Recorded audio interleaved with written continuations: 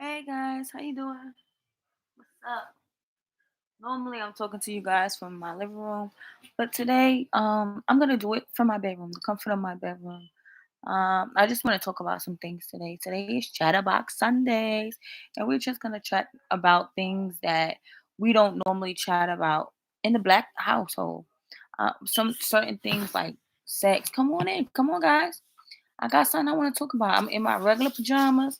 Ain't nothing special, you know me. This is who I am all day, every day. I put some earrings on because I just came from outside. But yes, guys, let's chat. Let's chat. Today I want to talk about the communication that doesn't happen in the black household. The things that we should talk about, but we don't talk about. The things that we want to talk about, but for some reason we usually don't and we can't.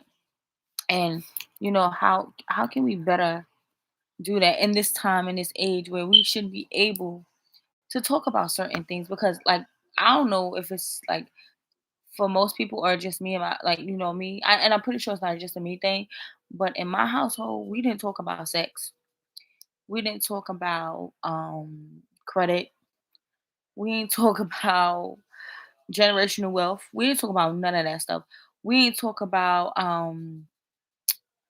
m- we didn't talk about that stuff, like I said in my I think I grew up in a different in a unique house and I'm not gonna say it was bad or it wasn't good or whatever.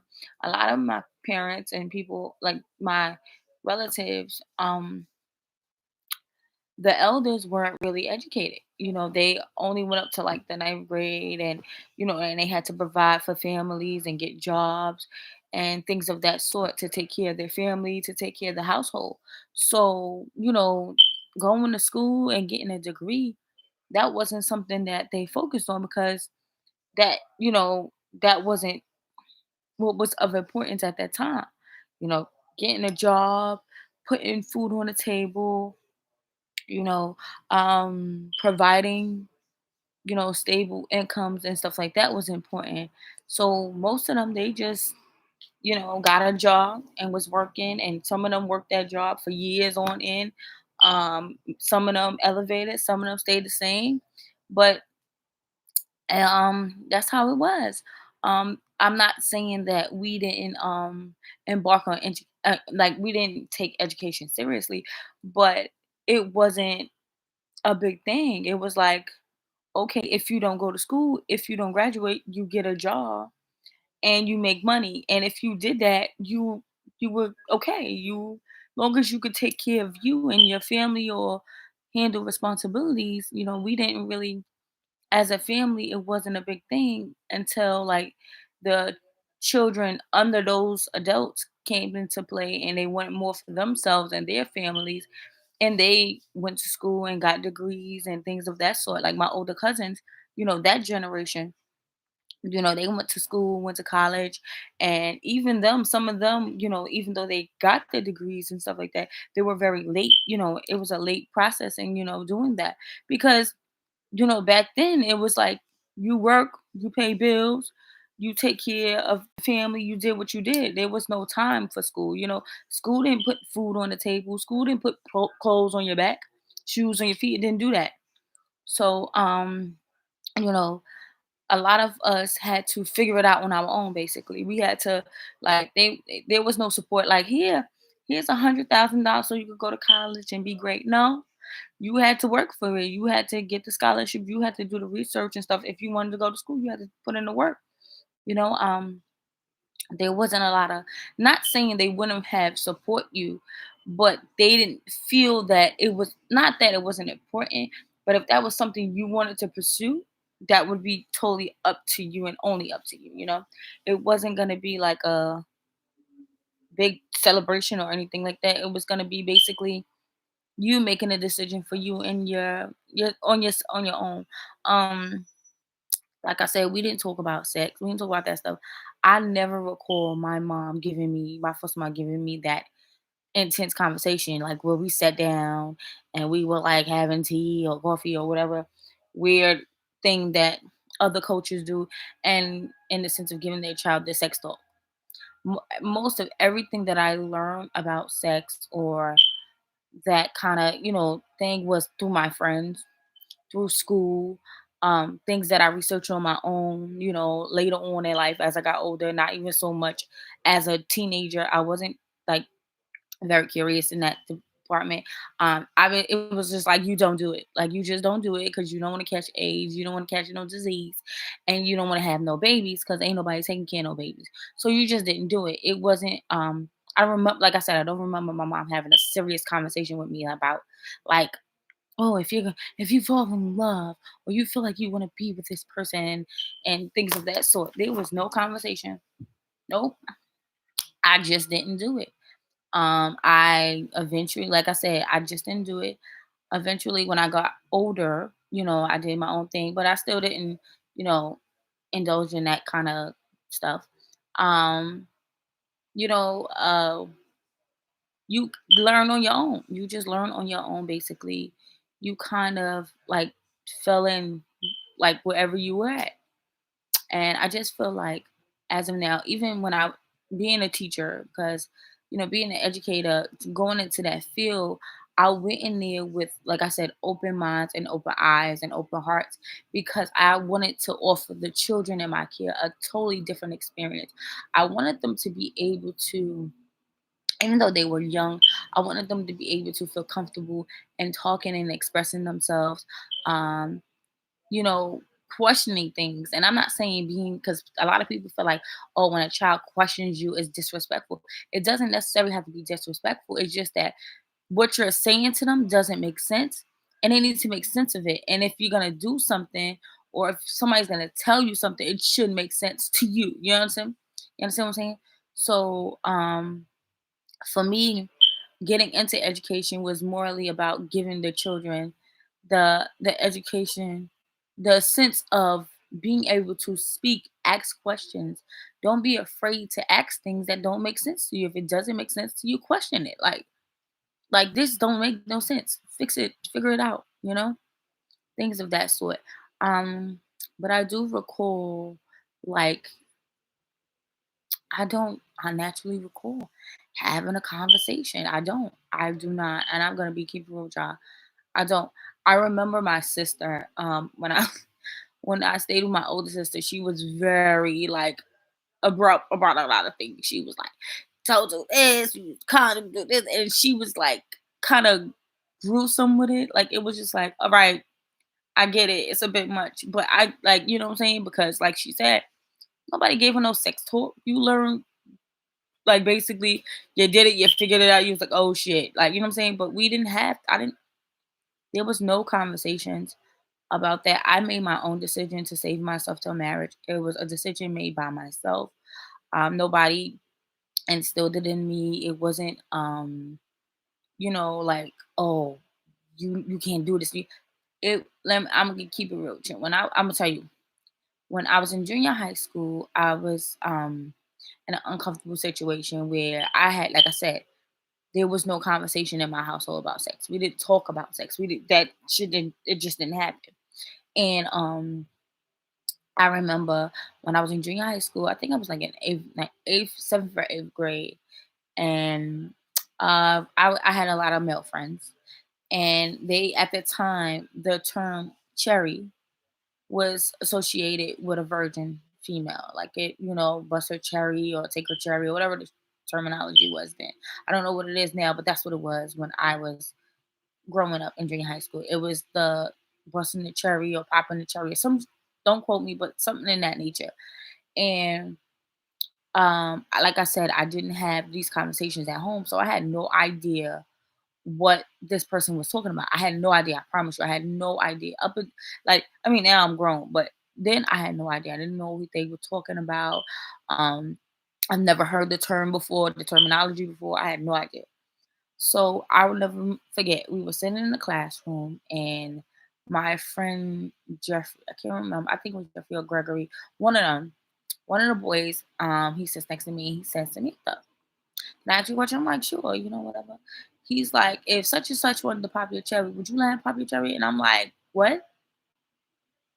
He's like, "It's such a." He repeats the question, and I say, "No. Why can't he just go to the store and get his own cherries? That don't even like, you know what I'm saying?" And he looks at me, he's like, "But okay, but if you was the only person in the world that had cherries and look, if you was the only person in the world that had cherries, would you then let him pop it?" And I was like, "No, he should have got the cherries when they was on sale."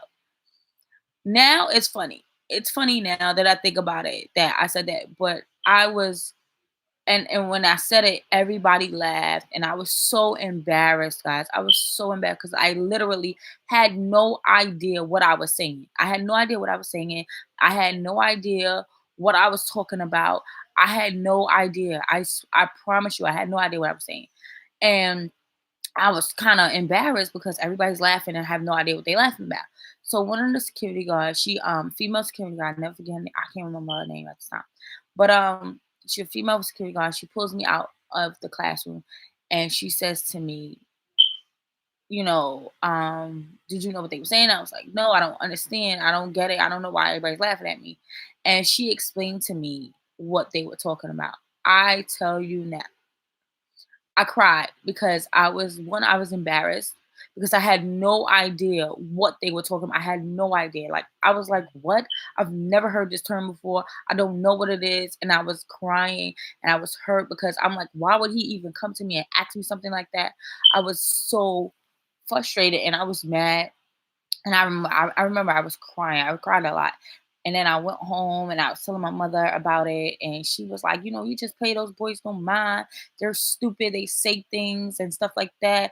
But like I said, we never had a deep discussion about it. Like, it was just like, pay them no mind. And I was just so embarrassed that I had no idea what he was telling me or saying to me. And I'm like, I wish somebody would have told me something or said anything.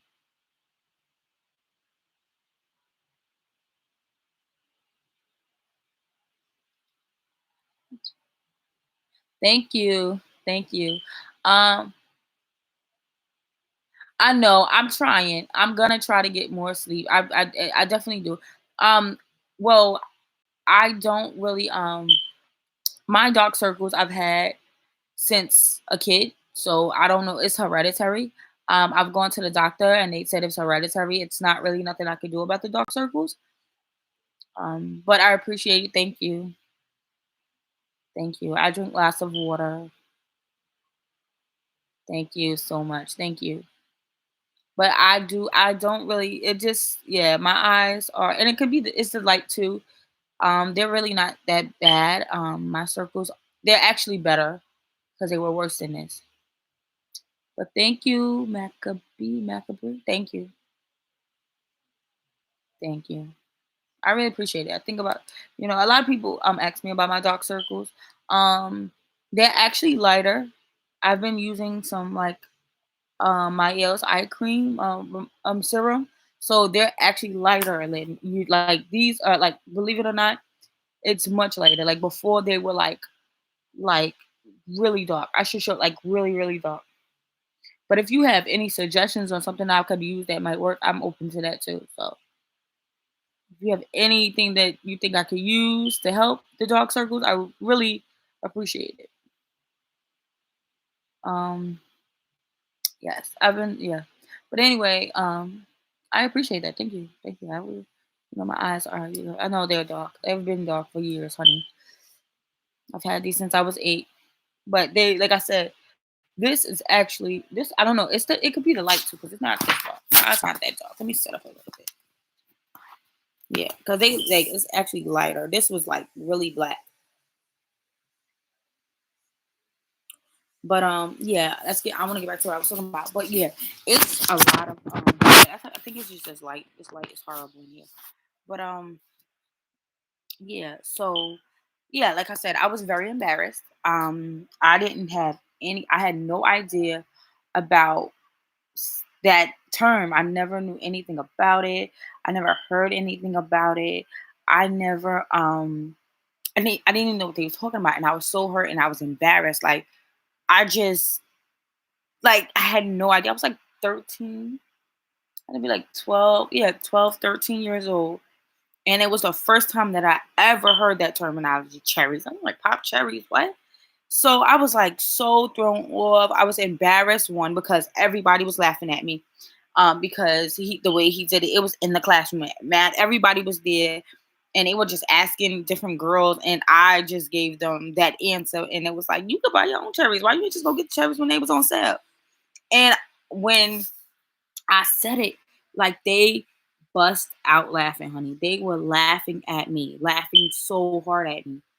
And I was really embarrassed. I remember being so embarrassed. I don't know if I went to school the next day. I think I faked it, like illness or something like that. But I was so embarrassed. I truly was embarrassed because I had, like I said, I had absolutely no idea what they were talking about. But I had no idea what they were talking about, what they were saying, or anything. And I've never heard that terminology. I've never heard that. Never. And it was like, why would nobody tell me this? Why would nobody teach me this thing? Is this something that I was supposed to be learning and things like that? And like I said, I went home. I told my mom what happened, and she was like, "Boys are stupid. They're gonna say stupid things. You can't entertain everything they say." And I was just like, "Okay, mom." And I left it alone, and I never really talked about it with anyone or anything, because at the time, I tell the story all the time, though. I tell it to people and they laugh, and it's funny now, but when it happened, it was not funny. I was very hurt. I was very embarrassed because, like I said, I didn't know anything about that kind of conversations and stuff like that, because my mom didn't say teach those things to me. I feel like that's something that you need to really talk about your girls. I mean, talk to your girls and your daughters about, like, things that people might say in reference to sex, and how it may make you feel and stuff like that. So yeah, I didn't have that kind of guidance, and I didn't know. I honestly did not know, and I was embarrassed. I truly was. Like, and then when I got to high school, everybody was doing it. Everybody's fucking, everybody doing it, everybody doing it.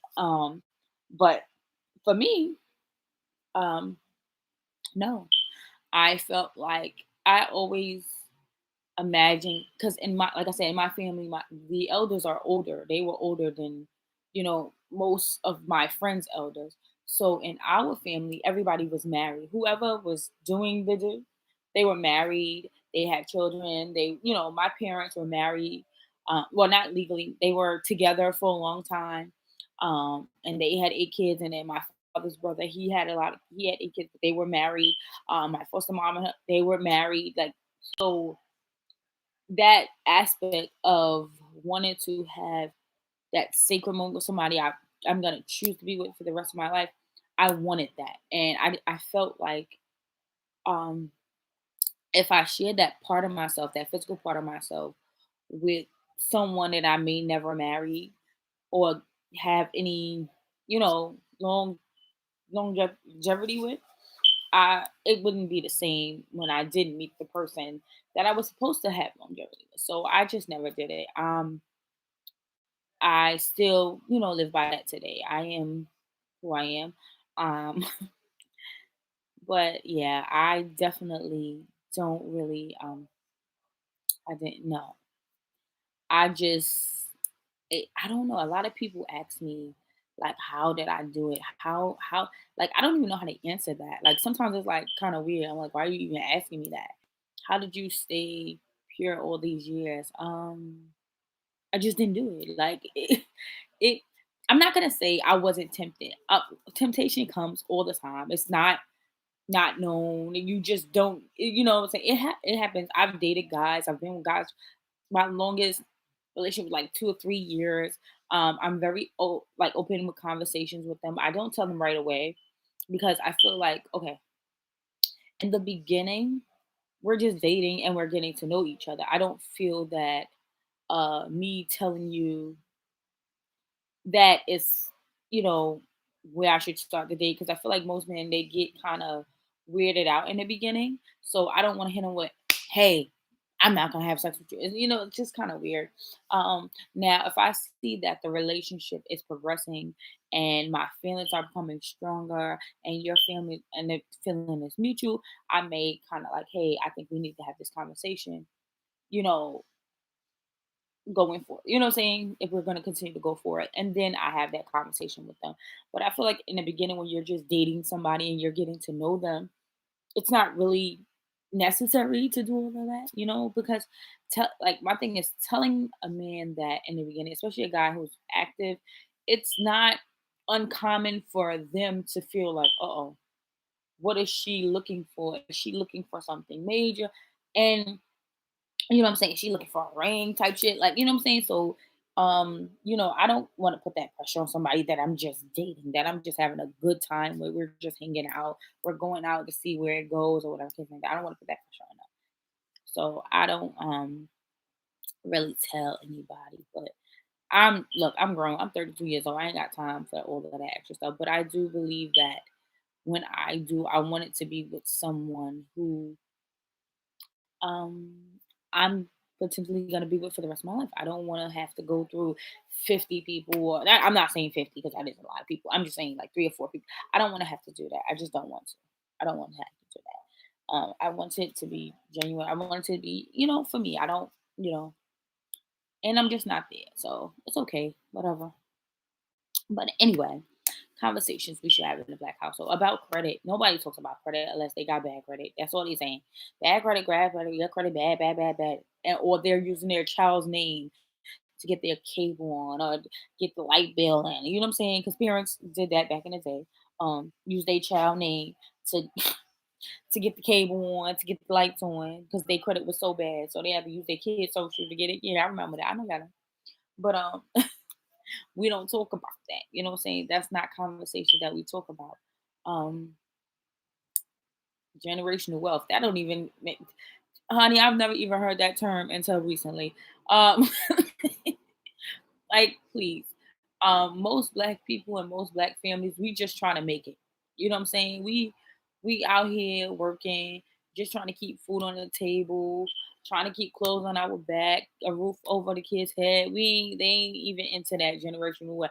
We ain't worrying about money that's gonna be like you gonna die, somebody else gonna take it, and they gonna take your money, spend your money, and then you did all the work, and this person ain't gonna have to work at all because you done paid the way for them to live a free, happy life. So that's how we look at it in the black household. Everybody is basically every man for themselves. It shouldn't be that way. It shouldn't be that way. We should be working as a unit to kind of like, do things together, but we're not. So it is like that's just what it is. I mean, it sounds ignorant, but that's the main problem of a black household. Like we don't talk about that things. We don't talk about generational wealth. What? Who cares? I don't care about like who coming after me. You gonna work just like I did. You gonna go to school. You gonna get a job. You gonna pay your bills. You gonna do like I do, just like I did. So it's more like it's not a thing. It's not a concern. It's not something that most people are talking about. You know what I'm saying? And now that it's come into play, like a lot of celebrities are talking about it. Romeo Middle, Master P, they talk about generational wealth all the time. Passing on, what they learn. I mean, what Master P has, and what he wants to pass on to his son, and he wants him to pass on to his children. That's amazing if you can do it. If that's something that your foundation has to be built on. You know what I'm saying? It's all about the foundation. Like I used to tell my friends, I'm like, my foundation wasn't on education. My foundation wasn't on. It was basically survival. Like you have to survive. This is what you're gonna do. You can go to school. That sounds nice. That sounds amazing. It sounds great. We want you to do that if that's something that you want to do. But you're gonna pay for it. You're gonna figure out how it's gonna get paid for because I don't have that money. Your parents don't have that. We don't have that. They're barely making it with the bills that they already have. So you're basically on your own. And it's a thing, and it sounds cold, but it's not, you know, what's the name? I was like most teenagers, when you graduate out of high school, I think it's like 17 or 18. Some people got graduate early because my birthday is late. But when you graduate, you normally like they like, oh, most kids like, oh, they get a job. You get a job and you're taking care of yourself at this point. Even in black homes, nigga, at 18, your parents feel like you should be getting the fuck out, getting your own shit, getting your own house. Ain't nobody trying to keep you here. You know what I'm saying? So it's different. It's different, and every household is different. And a lot of people, they don't talk about that. Nobody talks about, oh, I said, for me, I'm not saying my the parents kicked us out or anything like that, but it was it wasn't like they don't usually say it like they say it when, in an angry moment they get angry like you could get out, you don't like how I do X, Y, and Z, you could get out and get your own place, you know what I'm saying? But they do constantly do things to make you feel um make you so uncomfortable that you need to get out of this house. Like, prime example, and it happens with the female or the female child all the time. I know as now a woman and uh a girl, female, mothers are very hard on their daughters. I don't care what y'all say. They be like, no, no, they're very hard on their daughters. We get the bulk of the shit. We get cussed out, called names, and everything. We get it all, honey. So they can sit out here and try to act like oh no, we treat y'all equally. No, you don't. The girls, we get the bulk of it. We get, oh, you supposed to be clean. You gotta keep up with this. You need to learn how to cook. You need to learn how to wash clothes. Oh, you gotta do this for me. You gotta do that. We get the shit show of the whole thing. Boys, them niggas gonna bring 6 babies in there. She ain't gonna say nothing. She gonna be like, oh, those my grandkids. I bring one fucking kid. I got me a good baby daddy. He take care of his kids. She ain't never gotta do that. But she still gonna talk shit about him. He doing it today. But you better remember that tomorrow he might not want to. But you ain't gonna talk about your son who done got 6 different women pregnant and he got 99 baby mamas, and he bringing them in here, and you just watching them and taking care of them. But my little one that I take care of by myself, I don't ask you for nothing, but let me stay here until I can get on my feet. And I'm dishing out cash, and I'm doing what I'm supposed to do. And now you giving me shit show like, oh, bitch, you get out, da, da, da, da, da. But he can stay here. You know what I'm saying? So it's different. It's very black households are so different. Like when it comes to boys and girls, I remember like um when me and my sisters, we used to like we laugh at it now, but it used to piss us off. We could say I could go like me and my sisters could go in a room, right? And we be like whispering y'all, like really whispering y'all, like, yeah, that motherfucker. My mother's bionic ears, y'all. Like bionic, like yo, bionic. Mind you, y'all. She like on one side of the house and we on the other side. And we like this, y'all. We like, yeah, cause that motherfucker that she like like she choking on our words. Like, oh, I can't believe y'all in there talking like that. And I'm like, really? Like we was like whispering, barely saying like almost doing the signs, y'all, like this, like doing the signs to each other because we know if she here, she gonna be. My brother could come in from out the street on the phone, y'all. Yeah, that bitch, I fucked that bitch. I did this, I did that, blah blah blah blah blah blah blah. She would not say nothing, and me and my sister be like, so you deaf now? Like you don't hear nothing he just said? He just came in here, called 4 girls bees, told them where they could put it, how they could do it, and everything. You ain't hear none of that. You just went deaf, just that fast, like that. Soon as he walk in, your ears stop working. Okay, you know what I'm saying? So like, and if my sisters were here, they would vouch. I'm telling you, he could say anything. My brothers could say anything. They could be like, yeah, that, and we'd be like, yo, that bitch was wrong. She'd be like, I tell you, like, it's funny because I would laugh. I'd be like, "Oh, she took choking on our words, y'all," and they be laughing. But that's how she be doing it. Like, y'all got some nasty mouth. I'm like, yo, I'm telling y'all know what it is. Y'all know I ain't lying. I ain't busting in. I'm speaking the truth. But yeah, another thing that we don't talk about is um favoritism. Favoritism. Every parent was like, no, that's not my favorite kid. No, I treat all my kids the same. No, you don't. Mm-mm. Mm-mm. No, you don't. Stop lying. No, you don't. Mm-mm. We don't tell. First of all, we don't talk about. Another thing we don't talk about is like family secrets and illnesses and stuff. Things that people have gone through in their past, like cancers and stuff. They don't talk about that. You know what I'm saying? Nobody talks about that stuff. Diabetes. Like nobody talks about that stuff. They need to talk about that stuff. Like who has diabetes? You know what I'm saying? Stuff like that that you need to pay close attention to. I shouldn't have to go on a fucking website and send my DNA to some random place for them to send me back something that could have been told from one of the elders. You know what I'm saying? Like, I gotta go to what's the damn thing? The DNA shit where everybody find out what what they mix with all that shit, what's in their family, what's in the blood, all of that shit. I shouldn't have to do all that shit. I shouldn't have to do all that shit. Somebody should just tell me, oh, y'all great aunt had this, your grandmother had this happened, be careful, things like that. That should be a conversation. We should have those conversations. Those are conversations we don't have. Nope. You don't have them conversations until somebody gets sick. Oh, your great grandmother had the same thing. Well, it would have been nice to had somebody told me, you know.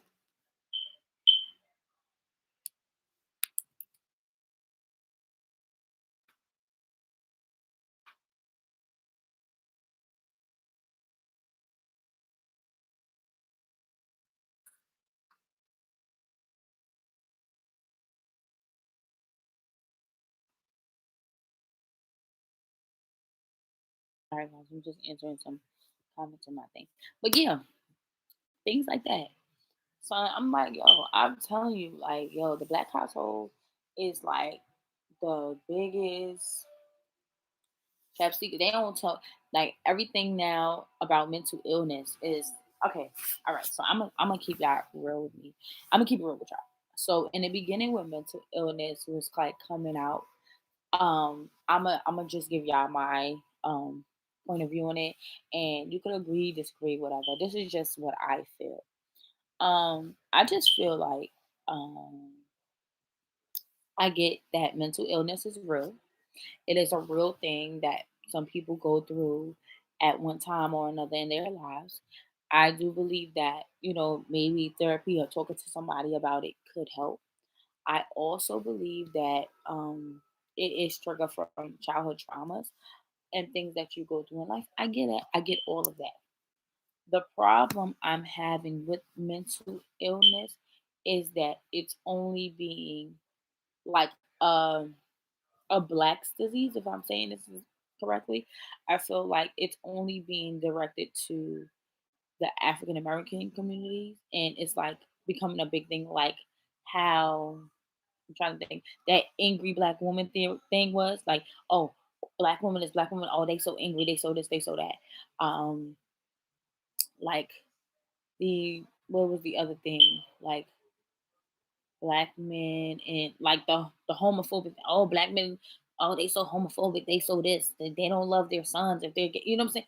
I feel like certain things are personally just directed to the black community, and we are so like um I don't want to say receptive, but I feel like we just like grab it like, oh, they're talking about mental illness. I have a mental illness, and let me hold on to it. Let me put it here. Let me wear it so everybody can know that this is what it is.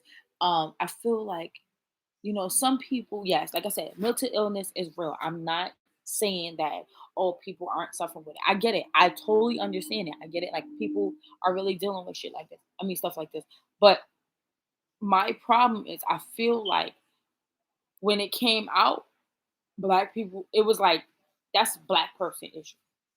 You know what I'm saying? Because they've gone through all of this trauma and stuff. Let's put it on them.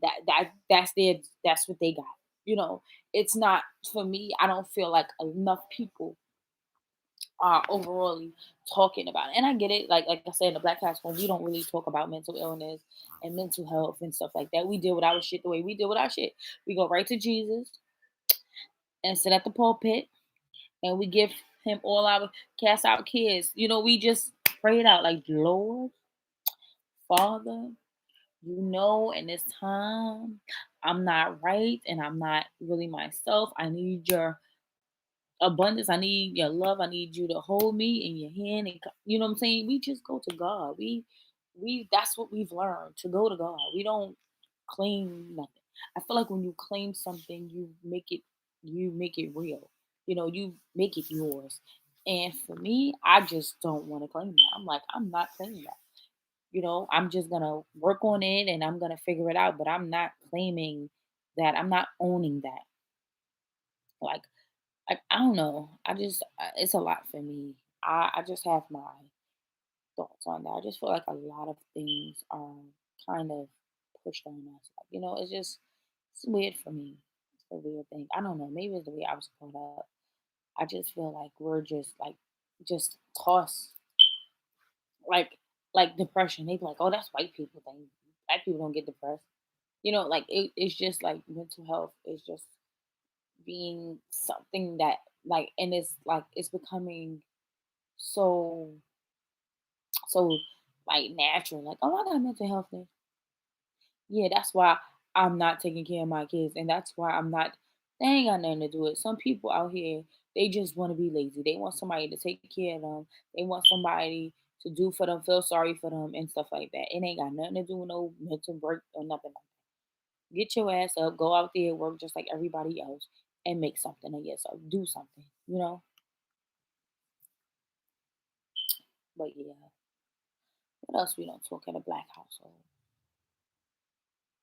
I'm just chatting, y'all. I'm just chatting right now. Truly chatting. Chat about Sunday. Chat, chat, chat, chat, chat, chat. Mm,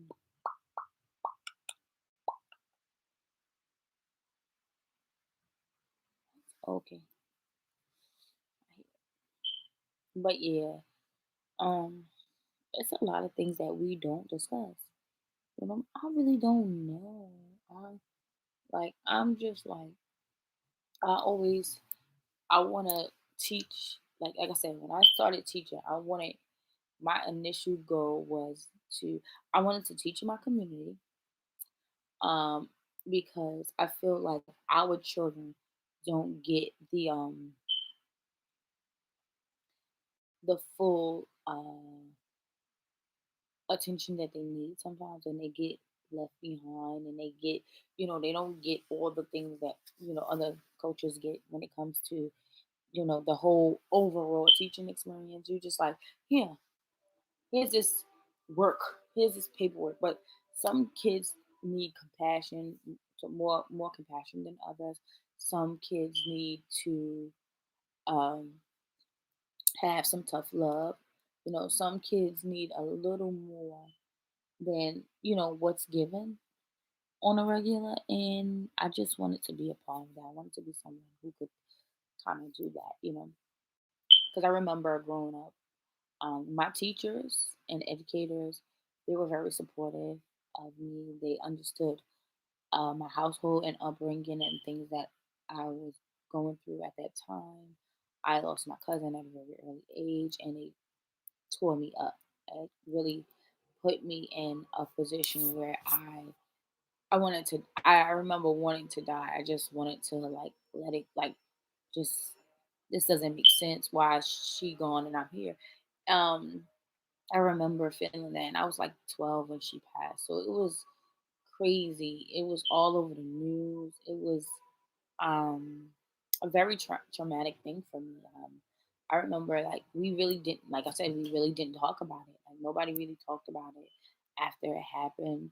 We kind of just like took it one day at a time. Everybody, yeah, dealt with it how they dealt with it. But for me, it was very traumatic for me. Me and my cousin were like sisters. I wasn't raised with my siblings in the beginning, and she was my sister. She was everything to me. Nature was everything to me. She was like my little sister. She was the like she saw things in me that I never saw. I remember I was really good at drawing and sketching and stuff when I was younger. I could trace really well also. And she would be like, "Oh, could you do it for me? And could you do it so much better?" And it made me feel like everything. I mean, like everything. Like most times, I was younger, I never had the confidence that I have now, believe it or not. I was very mouthy. I said what I want and said how I felt, but I was never really confident in saying doing those things. But I said how I felt and things like that. I expressed myself very well. But at times, when it came to certain things, I wasn't very confident. and she would make me feel like the most epic person ever. Like I was smart to her. I was her hero. I was everything to her. And when she died, I felt like I just didn't want to be here no more. I wanted to die. And I never told anybody about that. I don't think. I never really, like I said, it never was a discussion. I never really talked to anybody about it. Um, even going to like the school therapist after that happening and it being publicized and it was all over the news. And I was only like I said, I was 11 or 12 years old. And it was just a bit much for me. And everybody was watching and the way she died, it was just so much. She died in school and it was very traumatic for me. I really for years I was very like um aggressive. I was very I would lash out at the littlest things. My mouth, oh my god, I was like so I think I was getting in trouble like every day that year. It was bad. It was a really bad year for me. Um like ugh, it was bad. And like I said, it was because at the time we didn't discuss that. It happened and everybody kind of just dealt with it in their own way and how people grieve, you grieve in your own way. That's what we did. And for me, I was numb. I remember being very numb, like just like numb. Like I remember blurs of people being around me and talking, and all I could see was faces and word like faces and mouth movements, but I could hear nothing. Like it just like my body is like getting goosebumps just talking about because I remember being in such a place where I just like I said, I did not want to exist. I wanted to die. I never like physically tried to harm myself, but the thought, was there. Um and then, I gradually kind of, pieced together things. I kind of I was really like I said at the time we were really into I was into the church. My first mom, she put me into the choir and I did like the usher thing. So my mind kind of got I was able to kind of redirect my energy to something else and be more productive and things like that. I kind of like it was like a really healing, like a slow but I healed, and I'm not gonna say that I'm completely healed, but sometimes I get in a space where I am like I feel like that moment all over again. Like I'm numb and I just can't feel nothing, but I know how to kind of just grab myself like, girl, get a grip. You're here. It's okay. You're gonna be fine. Things like that. Like that. You know how that goes. But yeah, it was we never discussed that. We never discussed like it's okay, I remember never seeing anybody in my family really cry.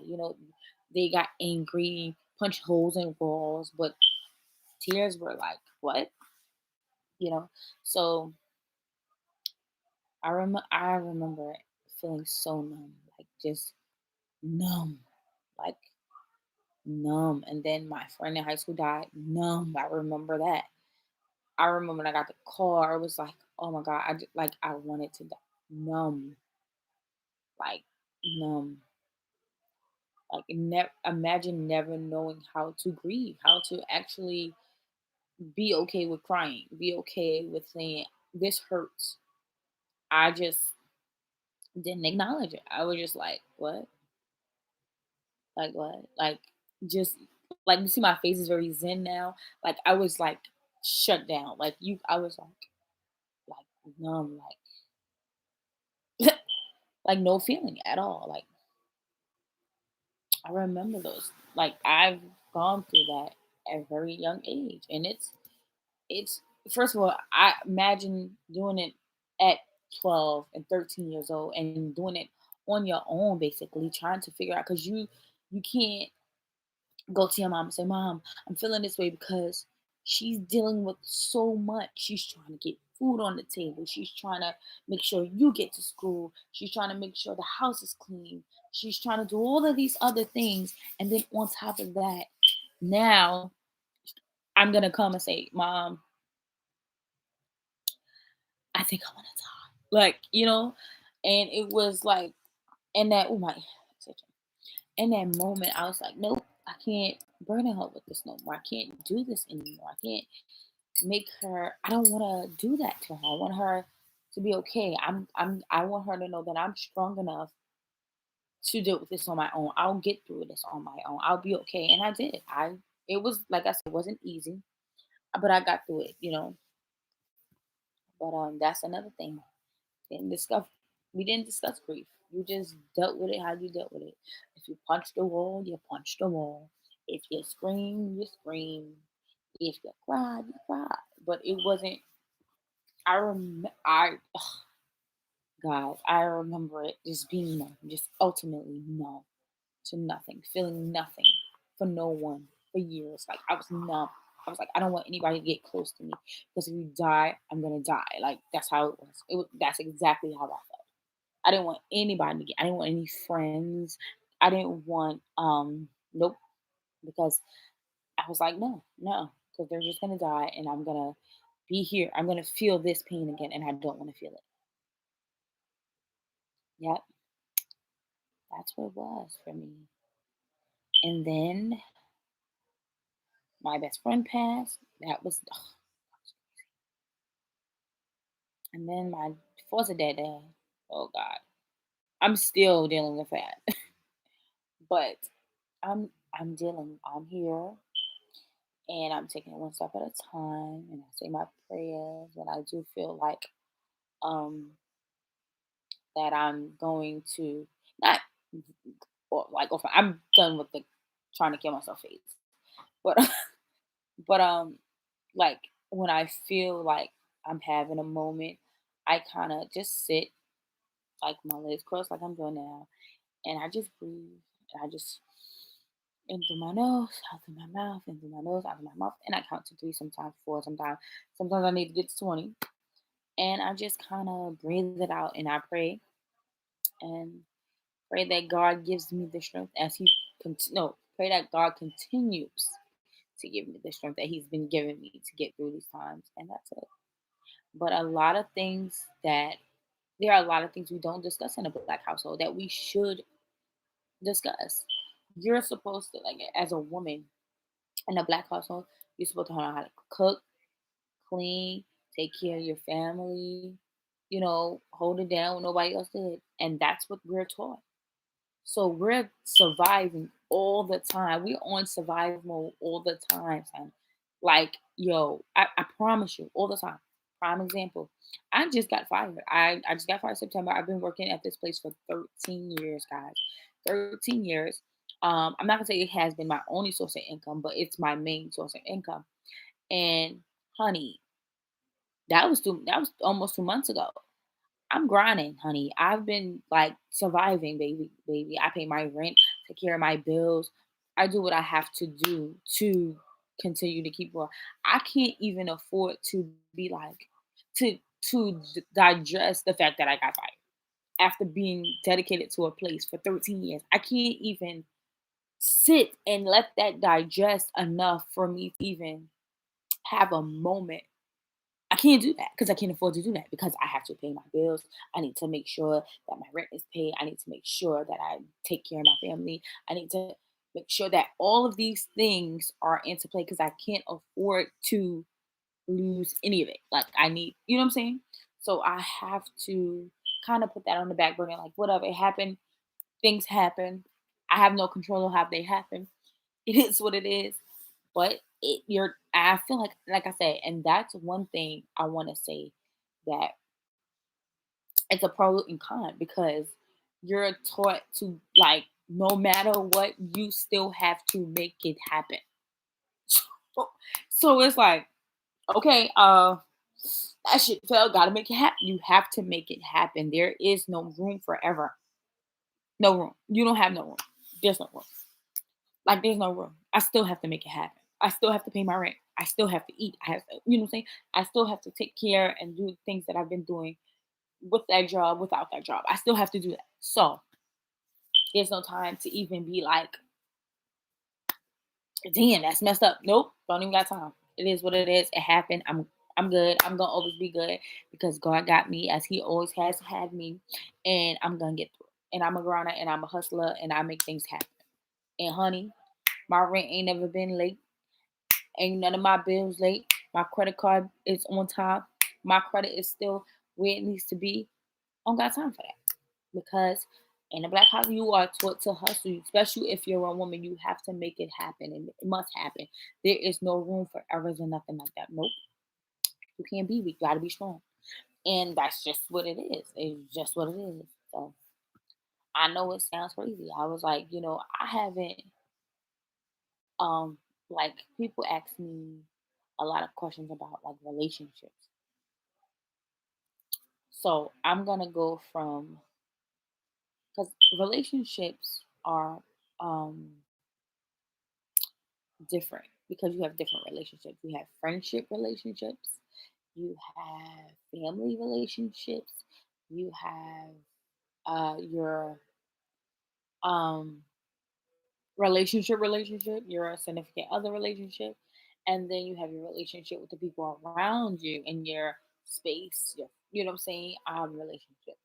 And for me, friendships I take to the heart. They mean everything to me. So if we're friends, we're friends. And if that person hurts me, it really does stain my heart. And when I say stain, I mean like that tough stain that you can't really get out of your clothes because I give 150 in all my friendships. And I'm like the person that will shut down the whole world to see you be great. You understand? Like, oh, my friend gotta, she gotta be great. You know what I'm saying? And when I do that, I'm not looking for any handouts or anybody to kind of like stroke my ego or whatever. Like, oh, be my cheerleader. I'm not doing it because of that. I'm simply doing it because we're friends, and I um I love my friends. I love you guys. I love. First of all, I have amazing friends. Let me just put that on record, honey. I've been blessed. You understand?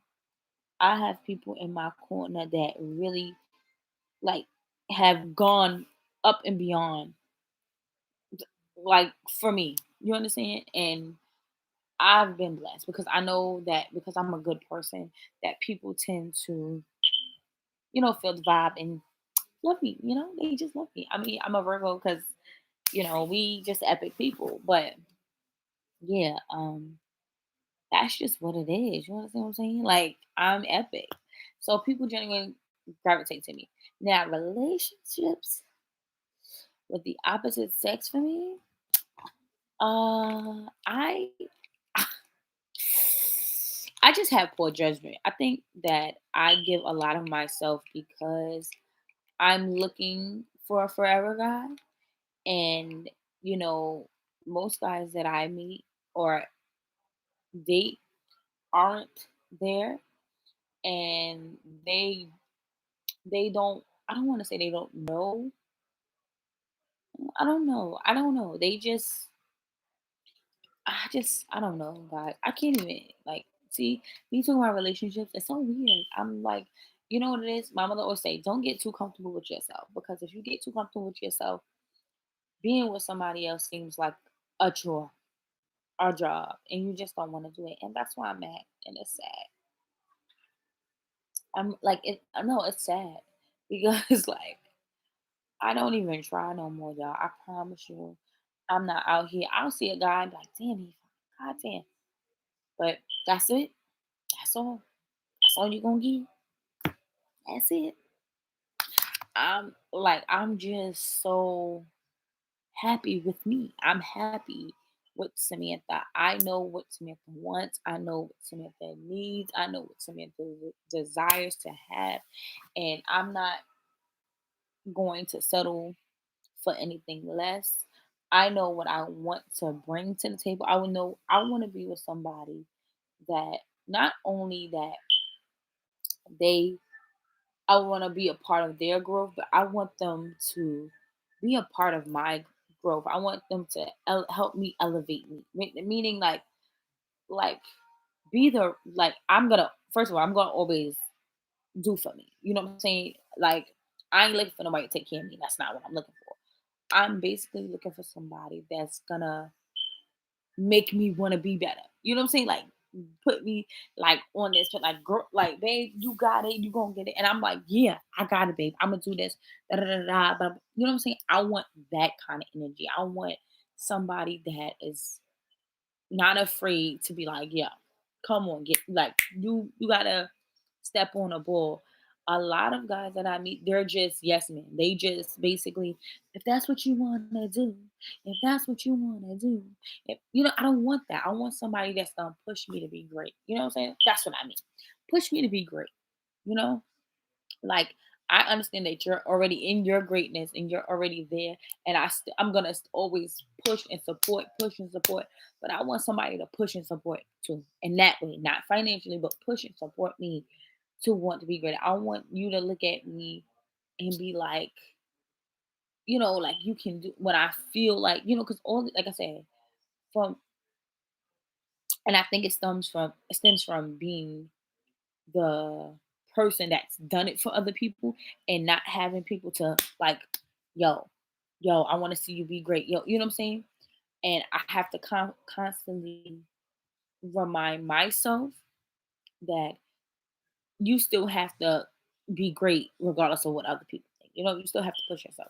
But I really would love if somebody just made me feel like, like go ahead, girl. I got you. You know what I'm saying? If you fall, I got you. You know what I'm saying? I got you. You ain't gotta be scared. I got you. But and like I said, I'm not saying it financially. I'm talking about somebody who's like gonna be on a spiritual level with me where like we so in tune that if I even feel an ounce of doubt, it don't even exist because you got like you know what I'm saying? I don't know. I don't know if I'm making sense, but that's what I want.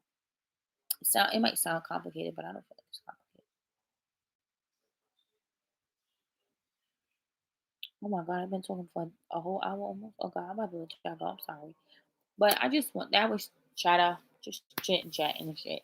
Um Hopefully you guys watch this video. If you have any questions, questions or statements or anything that I talked about that you wanted to like discuss more on another video, feel free to hit the chat box and comment and share, But I just wanted, you guys to know that I'm still here and I'm still chatting. And to that person that was in my comments, McBrew, I think it is.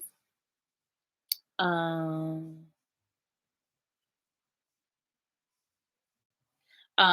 Thank you for the suggestion that I need to get some sleep. But I am dealing with a lot of family issues right now. My mom is actually in a hospital, um, recovering from a stroke. So this might be why I look the way I look. But I do have hereditary dark circles. I still am working on it. Actually, like I said, this is actually much better than what they were. They were very dark, like very, very dark. Like you couldn't even see this part. Like it was dark. But I appreciate you trying to help me. I do look extremely tired, but I've been working on my business and I had a few orders to place this weekend. So I've been up a little later than usual and I do probably need to get some rest, which I will thanks to you. But I really appreciate you guys. Thank you so much. Hopefully, like I said, people get to watching. I know I'm still new. I'm just gonna keep trying to upload some videos up here. Maybe we can help each other. You help me, I help you. But I really feel like a sense of comfort when I'm on here. I'm pretty sure I'm not talk. I'm pretty sure people will watch later, but I really understand like why most people do this because it's like it's almost therapeutic if you ask me. Like I'm really like um I feel like a weight has been off my shoulder. I'm able to express myself here and talk freely and say what I need to say, and nobody can really judge me. I haven't really told anybody that I'm doing this, but hopefully, eventually they'll see it. But yeah, I've been on here for about an hour, so I'm gonna head out. Gotta go get some rest, and I'll see you guys hopefully tomorrow or the next day. And I still have to do the part two of what to expect when you're enrolling your child into daycare. I haven't forgot about it. I just haven't been, like I said, I've been dealing with it a lot on home front right now. My mom's in the hospital. Um, but she's doing fine now. She's doing a lot better than she was before. And I'm also working on my upcoming business, which I'm gonna tell you guys about in a few days or maybe a few weeks. It's taking a little longer than I intended, but um pressure makes diamonds and I'm just working it. You understand? So I guess I'll see you guys either tomorrow, hopefully Wednesday. I'm gonna try to get on here by Wednesday so I can do that video for you guys because I know a lot of people wanted to see that, but I'm gonna get on that. But thanks for sitting here with me and chatting with me on Sunday, which is now Monday morning. Um, so for the guys that for the people that's out there about to get up in a few hours and get that grind on, get that money, um, uh, go ahead and go get it because it's yours and you deserve it. Juices. I'm out.